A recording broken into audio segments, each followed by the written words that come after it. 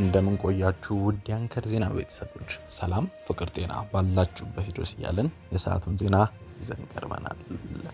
የህወሓት ታጣቂ እያሰማ ያለውን ተቃውሞ እንዴት መቆጣጠር እንችላለን በሚል ድንጋጤና ሀሳብ ዙሪያ ኢሳያስ አፈወርቂ የህወሓት ወታደራዊና ፖለቲካ ክንፍ አመራሮችን ወደ አስመራ መጥራቱ ተሰምቷል።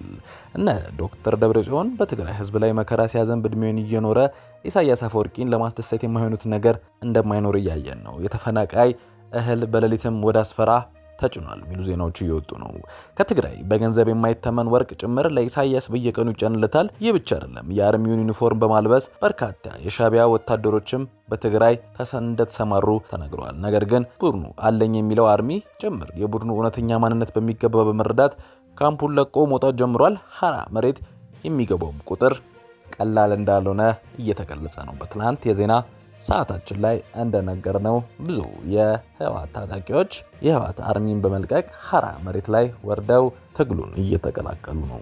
ዛሬ ሌላ በተሰማ ዜና ከፌዴራል መንግስት ለህወሓት ታጣቂዎች ይከፈል የነበረው ደሞዝ ከህዳር 7 2018 ጀምሮ እንዲቆረጥ መወሰኑ ሰምቷል። ክፍያው ሲፈጸም የነበረው በፕሪቶሪያ ስምምነት መሰረት ዲዲአር እንደሚተገበር ተብሎ እንደነበረም ተጠቁሟል። በጉዳዩ ላይ ከፌዴራል መንግስትም ሆነ ከትግራይ ጊዜያዊ አስተዳደር መረጃ ለማግኘት የተደረገው ጥረት ባይሳካም ዛሬ ብዙዎች እየተቀባበሉት ይገኛል። ለእናንተ በዚህ ጉዳይ የሰማናቸውን ተጨማሪ መረጃዎች ይዘን ቀርበናል። በነዳጅ ምርቶች ላይ የተጣለው አጠቃላይ 30 በመቶ ግብር በቀጣይ ወር ተግባሪ እንደሚሆን ተገልጿል።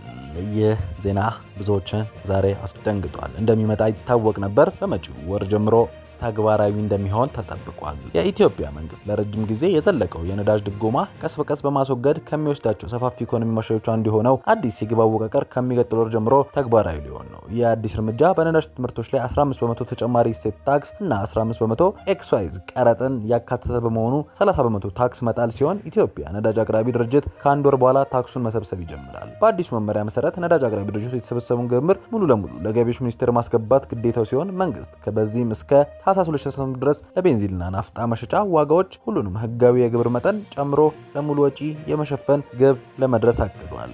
ዛሬ የተሰማ ዜና ነው። በዚህ ጉዳይ ተጨማሪ ይዘን እንመለሳለን በኋላ። በደቡብ አፍሪካ የተከዱ የዚህ ሳምንት ግድያዎች ብዙዎችን እያነጋገሩ ይገኛል። በአንድ ሳምንት ጊዜ ውስጥ 5 ኢትዮጵያን መገደላቸው ብዙዎችን አሳዝኗል።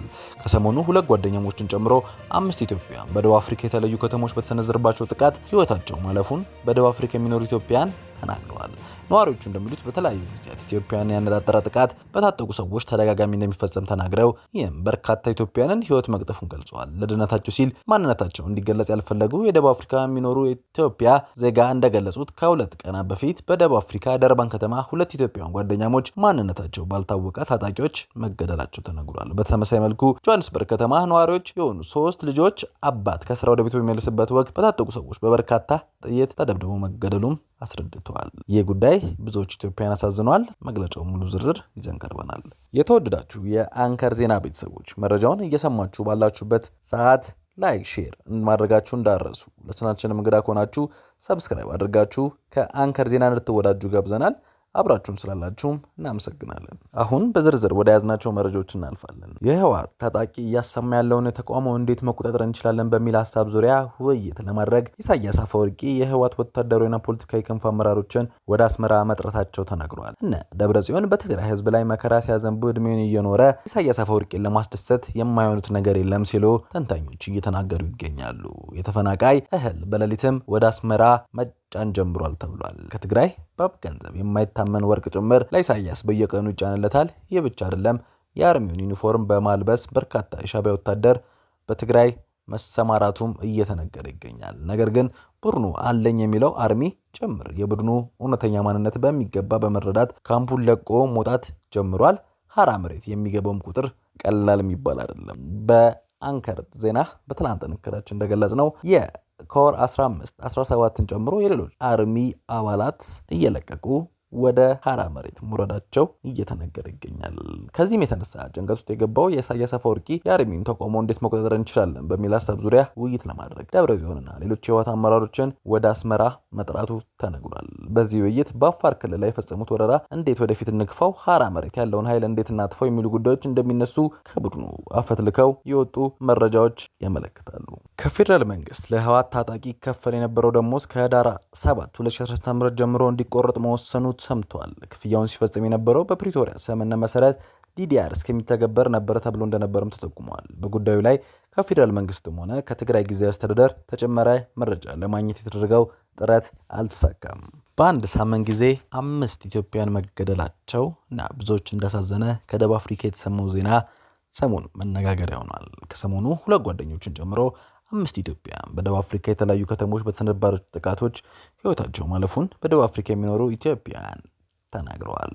ነዋሪዎቹ እንደሚሉት በተለያዩ ጊዜያት ኢትዮጵያን ያነጣጠረ ጥቃት በታጠቁ ሰዎች ተደጋጋሚ እንደሚፈጸም ተናግረው በርካታ ህይወቶችን መቅጠፉን ገልጸዋል። ለደህንነታቸው ሲሉ ማንነታቸው እንዲገለጽ ያልፈለጉ በደቡብ አፍሪካ የሚኖሩ ኢትዮጵያውያን ለቲክቫ ኢትዮጵያ እንደገለጹት ከሁለት ቀናት በፊት በደቡብ አፍሪካ ደርባን ከተማ 2 ኢትዮጵያውያን ጓደኛሞች ማንነታቸው ባልታወቁ ተጠቂዎች መገደላቸውን ተነግሯል። በተመሳሳይ መልኩ የጆሃንስበርግ ከተማ ነዋሪ የሆነው 3 ልጆች አባት ከስራ ወደ ቤቱ በሚመለስበት ወቅት በታጠቁ ሰዎች በበርካታ ጥይት ተደብድቦ መገደሉን አስረድተዋል። በሌላ በኩል አንድ ወጣትና ሌላ ታዳጊ በዚህ በጆሃንስበርግ ከተማ አቅራቢያ በስራ ቦታ ሱቅ ውስጥ እያሉ በጠራ ፀሐይ በታጠቁ ሰዎች በጥይት ተደብድበው መገደላቸውም ተነግሯል። በሀገሪቱ በኢትዮጵያ ላይ በተደጋጋሚ ጥቃት የሚፈጸም ቢሆንም ከፈረንጆች አዲስ ዓመት ዋዜማ በኋላ ጎልቶ ይስተዋላል።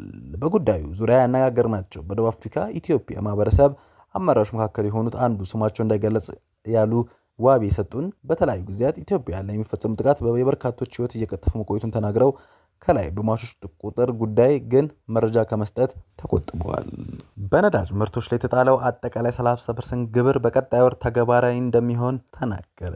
የኢትዮጵያ መንግስት ለረጅም ጊዜ የዘለቀው የነዳጅ ድጎማ ቀስ በቀስ ለማስወገድ ከሚወስዳቸው ሰፋፊ ኢኮኖሚ መሻሻሎች አንዱ የሆነው አዲሱ የግብር አወቃቀር ከሚቀጥለው ወር ጀምሮ ተግባራዊ እንደሚሆን ካፒታል ጋዜጣ ዘግቧል።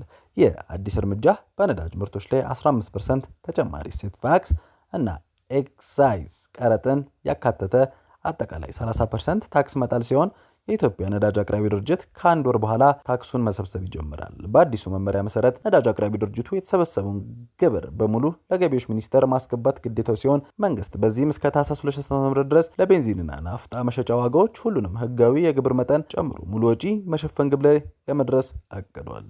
የገንዘብ ሚኒስቴር በአዲሱ በጀት ዓመት ጨምሮ በነዳጅ ምርቶች ላይ አጠቃላይ 30% በመቶ ሙሉ ለሙሉ ተግባራዊ ሊያደርግ ማቀዱ መናገሩ ይታወሳል። የገንዘብ ሚኒስቴሩ መስከረም 2018 አጋማሽ ላይ ባቀረቡት አጠቃላይ የዜጎች በጀት ውስጥ በተያዘው በጀት ዓመት በተግባራዊ የሚደረጉ የግብር አይነቶች በዝርዝር አስቀምጠው ነበር።